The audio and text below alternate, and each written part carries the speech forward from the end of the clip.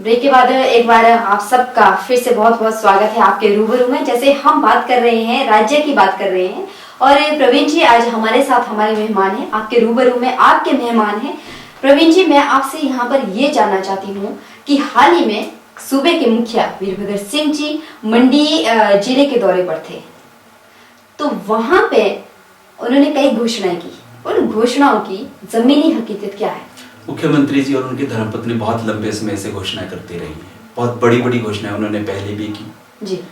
जब उनके पास प्रतिभा जी के पास 5 करोड़ रुपए होते थे तो उनकी घोषणाओं का आलम यह था, वो 35 और 40 करोड़ रुपए की घोषणाएं कर जाती थी जी। और इसकी वजह यही रही कि जो चुनाव हुए और उसके पश्चात प्रतिभा जी को बहुत बुरी तरह से हार का मुंह देखना पड़ा। वीरभद्र जी की झूठी घोषणाओं का परिणाम था कि हिमाचल प्रदेश में 4 लोकसभा चुनावी क्षेत्रों में उनको हार का मुंह देखना पड़ा। उनकी झूठी घोषणाओं का परिणाम था कि उनके खुद के चुनाव क्षेत्र में उनको हार का परिणाम देखना पड़ा, हार देखनी पड़ी, हार झेलनी पड़ी। रामपुर जो उनका गृह क्षेत्र है, जिसको अपना वो किला मानते हैं, वहां पे उनको हार का मुंह देखना पड़ा। तो उसके पीछे वीरभद्र जी खुद रीजन है उनकी, जो बार बार वो झूठ बोलते हैं, बार बार गुमराह करते हैं। उनके पिछले बयानों को देख लीजिए। कभी कहते हैं कि मैं ठेकेदारों को इतने दिन के अंदर ठीक नहीं किया तो ठेकेदारों को अंदर डाल दूंगा, वो आज तक कोई नहीं गया।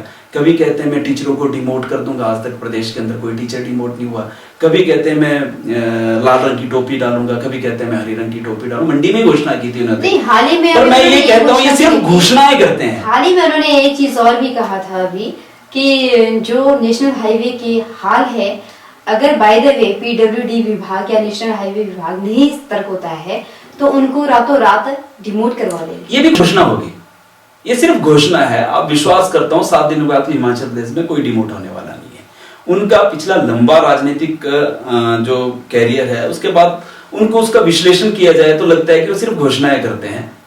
और बीजेपी क्यों हारी? बीजेपी ने भी तो कई घोषणाएं की थी। कांग्रेस का गुमराह, कांग्रेस ने लगातार जनता को गुमराह किया।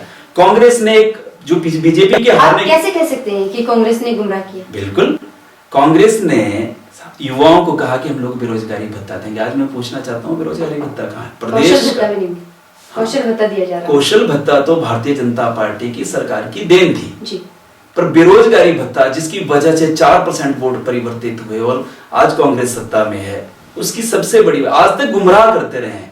और आप विश्वास, मैं आपको विश्वास दिलाता हूं, उनके मैनिफेस्टो को अगर आप कुरेद कर देखेंगे तो कम से कम 225 से ज्यादा ऐसे वायदे हैं जो 2 वर्षों के 2.5 वर्षों के पूरा होने के बाद भी उन लोगों ने पूरा नहीं किए हुए हैं।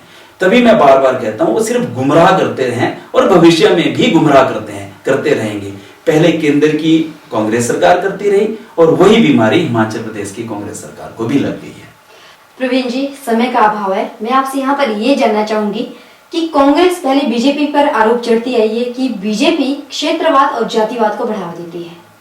ये आरोप कहां तक सही थे? क्या वाकई कांग्रेस के आरोप सही थे या बीजेपी वाकई करती थी क्षेत्रवाद और जातिवाद की राजनीति?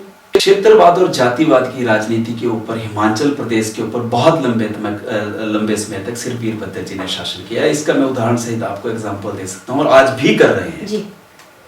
हिमाचल प्रदेश में अगर आप एडवोकेट जनरल की संख्या को देखेंगे तो पहले 6 और 7 हुआ करते थे एडिशनल एडवोकेट जनरल जी। अब 25 हैं और आपको जानकर हैरानी होगी कि उनमें से 25 में से 23 अकेले शिमला जिले के।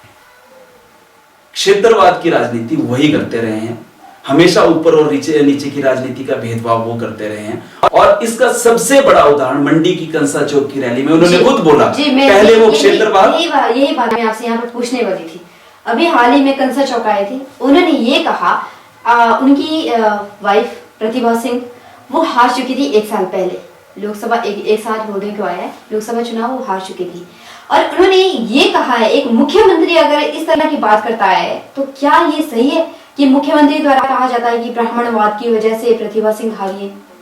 हम लोगों का दुर्भाग्य है, एक युवा होने के नाते मैं एक बात कहना चाहता हूँ। उनके बयान से मुझे हार्दिक रूप से बहुत ज्यादा दुख पहुंचा है।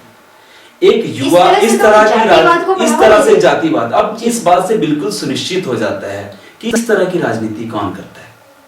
क्षेत्रवाद की राजनीति वो करते रहे, उदाहरण उनके खिलाफ है। जातिवाद की पहली बार हिमाचल प्रदेश में किसी ने बात की तो वो वीरभद्र जी है। हम लोग मैं बार बार कहता हूं कि मुख्यमंत्री जी इस प्रदेश को सामंतशाही के ढर्रे के ऊपर चलाना चाहते हैं जी। एक राजा के लिए एक आम आदमी के हारने का रंज कितना बड़ा हो सकता है कि 1 वर्ष बीत चुका है, उसके पश्चात भी वो उस हार के गम को भुला नहीं पाए हैं। राजनीति में विचारधाराओं की लड़ाई होती है, एक विचारधारा जीतती है, एक विचारधारा हारती है, इसमें व्यक्तिगत रंजिश की बात कहां रह जाती है। मैं आपको यहीं पर रोकना चाहूंगी। मैं अंत में आपसे ये जानना चाहूंगी, हाल ही में अभी आपको दीप कमल संदेश पत्रिका का संपादक बनाया गया, कार्यकारी संपादक बनाया गया, तो इसकी क्या जरूरत आनी पड़ी, क्यों पत्रिका निकालनी पड़ी? थोड़ा सा आपको जल्दी से इसका जवाब देना। इसका जवाब सिंपल सा है कि पिछले 2 वर्षों के अंदर लगभग भारतीय जनता पार्टी जो मेंबरशिप थी 4,34,000 से बढ़कर आज 13.5 लाख से ऊपर पहुंच चुकी है।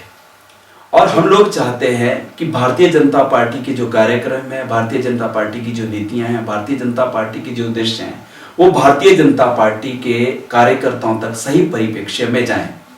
मीडिया के माध्यम से अब तक जो कार्यक्रमों की जानकारी आती थी वो आधी अधूरी आती थी, ठीक जानकारी कार्यकर्ताओं के पास पहुंचे, इसके लिए भारतीय जनता पार्टी ने दीप कमल संदेश नामक पत्रिका निकाल के एक प्रयास किया है। जी प्रवीण जी, आपके रूबरू में हम लोगों से बात करने के लिए आपका बहुत बहुत धन्यवाद। तो आपके रूबरू में बहरहाल आज इतना ही। परी शर्मा को दीजिए इजाजत। आप देखते रहिए के चैनल।